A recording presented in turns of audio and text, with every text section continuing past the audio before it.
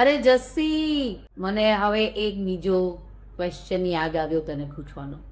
આ મેં તને કીધું ને કે મારી ફ્રેન્ડે મને કીધું કે બુધવારે માથું નહીં ધોવાનું, તો મને એકદમ યાદ આવ્યું કે નાનપણથી જ દાદીમાં કહેતા શનિવાર છે, સ્કૂલમાં રજા છે, એનો મતલબ એ નહીં કે કાલે તું માથામાં તેલ નાખ, કે તું તારા મમ્મી સાથે શોપિંગ કરવા જા અને શૂઝ લે કે ચંપલ લે, અને નખ તો કાપતી જ નહીં.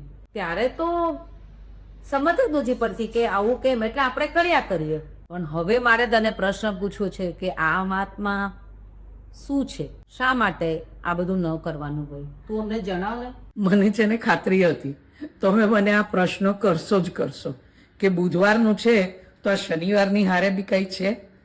પણ ના, ક્યાંય કોઈ શાસ્ત્રમાં પુરાવા નથી કે શનિવારે તેલ નહીં નાખવાનું, કે તમારે માથું નહીં ધોવાનું, કે તમારે નવા ચપ્પલ ન લેવાય, કે નખ ન કપાય.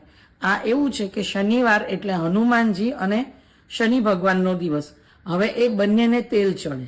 હવે આપણે એમને તેલ ચડાવીએ તો પહેલાના સમયમાં શું હતું કે ઘરની અંદર પરિવાર મોટો હતો, આવક લિમિટેડ હતી, ઓછી આવકને એ લોકો બધું એમાં ચલાવતા. તો શનિવારે અગર તેલ બી નાખો અને ભગવાનને બી ચડાવો તો કાં તો એક જગ્યાએ કાપ કરવો પડે, તો આ નિયમ બનાવી દીધો. અને કદાચ કોઈકના ચપ્પલ ખોવાના હશે એટલે એ લોકોએ આ નિયમ પાળી લીધો કે શનિવારે ચપ્પલ બી ન ખરીદાય. બાકી આ કોઈ જ શાસ્ત્રમાં કે કોઈ જ પુરાણમાં કે ક્યાંય આ લખાણમાં નથી. આ એક લોક માન્યતા છે. એટલે આપણે આપણી સગવડ પ્રમાણે આ માન્યતા કરવી કે ન કરવી એ આપણે વિચારવાનું છે.